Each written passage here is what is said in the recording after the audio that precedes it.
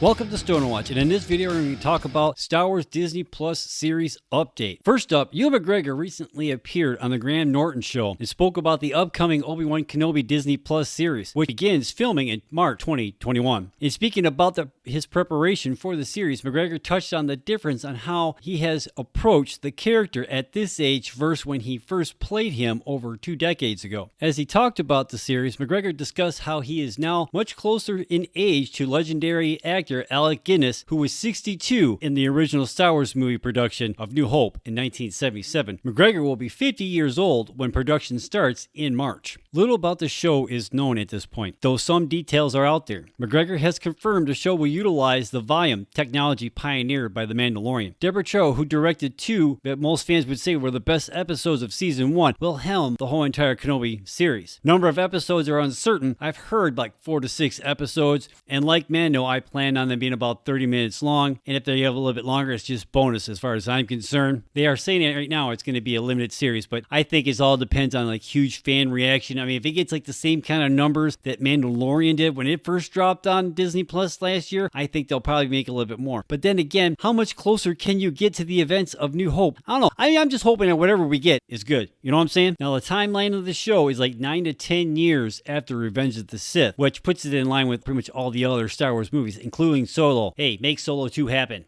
Seeing how production is not to start until March of 2021, that most likely means that the Obi-Wan series will not be out until 2022. Next, we have the Rogue One Disney Plus spin-off series, or rather, the Cassian Andor series. Diego Luna reprises his role from Rogue One, a Star Wars story where he helped steal the Death Star plans, which was 6 weeks into pre-production before the pandemic halted in-person development in February. Things got back up and running in July, with several casting announcements and creative shifts having been made since then. It's being reported production to start on November 4th at Pinewood Studios in England, indicating a 2021 release. It's also being reported the show will utilize the volume over in Los Angeles, the technology used in The Mandalorian. The working title right now is Star Wars Andor, or at least I kind of hope not. I really don't know how well the casual Star Wars fan knows that name, but the movie did make over $1 billion. So I saw someone online say some might get confused because it sounds a lot like Endor, the forest moon from Return of the Jedi. Maybe. I also saw like Rebellion and Fulcrum being floated out there as suggested names for the series. It sounds like it might fit pretty good. Now, the series is going to be a prequel, and spoilers if you have not seen Rogue One, a Star Wars story, they didn't make it.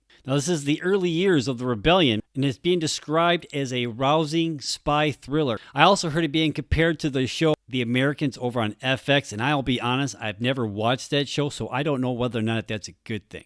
I've only seen Rogue One. The series comes from showrunner and executive producer Tony Gilroy, who famously came in at the last second to save the production of Rogue One without an official credit. No disrespect to Mr. Gilroy, but I kind of wonder how bad was it originally? I mean, release the Edwards cut. Toby Haynes will be directing the first 3 episodes after Gilroy handed that off earlier on last month. Diego Luna will carry this series with the help of wonderful Alan Tudyk, who returns to play K2SO. The cast is rounded out by a few and new returning actors: Adria Ohonia, Denise Groh, Genevieve O'Reilly, Stellan Skarsgård, and Kyle Soller. Third on the list, in August, Lucasfilm announced the LEGO Star Wars Holiday Special. It's just been revealed that the special will stream on Disney Plus starting Tuesday, November 17th. Disney Plus has teased the special with a funny image inferring Darth Vader had gifted Luke Skywalker his severed hand. Here are all the significant details about the special from the press release, including familiar names coming in to voice notable characters. Franchise stars reprising their roles in the LEGO Star Wars Holiday Special. We've got Kelly Marie Tran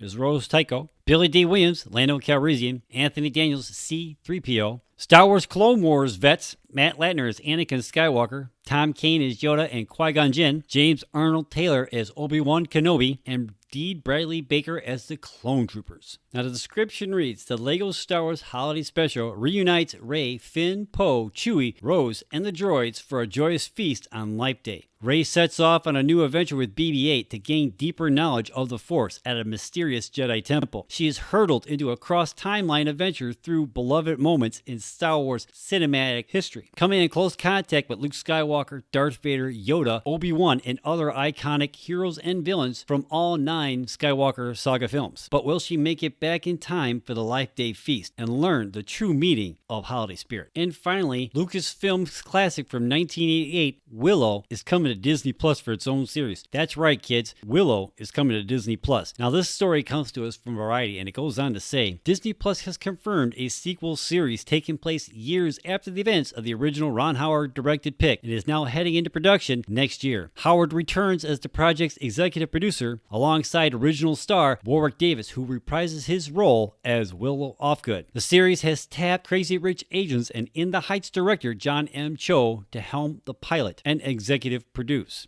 John Cassian from Solo and Wendy Merkel from Arrow will serve as the showrunners. Now, the original film centered around Davis's Willow, who reluctantly forced into playing a crucial role in protecting a special infant named Alora Denon from the evil queen played by Jean Marsh. A prophecy told that Alora would bring the queen's downfall. Willow, who was helped along by a mercenary swordsman, Mad Mardigan, played by Val Kilmer. It also starred Joan Wiley, Bill Bartley, and Kevin Pollak. Ron Howard, in a statement about the show, said, quote, "It's creatively exciting not only to revisit the world and characters first conceived by George Lucas, Bob Doman, and myself, but see it take flight in such fresh, fun, and cinematic ways through the imagination of John Cassian and Team Willow. This isn't a nostalgic throwback. It's a creative lean forward, and it's a blast just to be part of it all." So we have Obi-Wan, Cassian Andor, Lego Star Wars Holiday Special, and the Willow sequel series all coming to Disney Plus. Which one are you looking forward to the most? Let me know in the comments down below. Myself personally, Obi-Wan. Ever since it was originally announced as a movie, I've been geeked for this project. Now, I saw a fan-made trailer on YouTube where they took footage from another movie that McGregor was in at the time and spliced in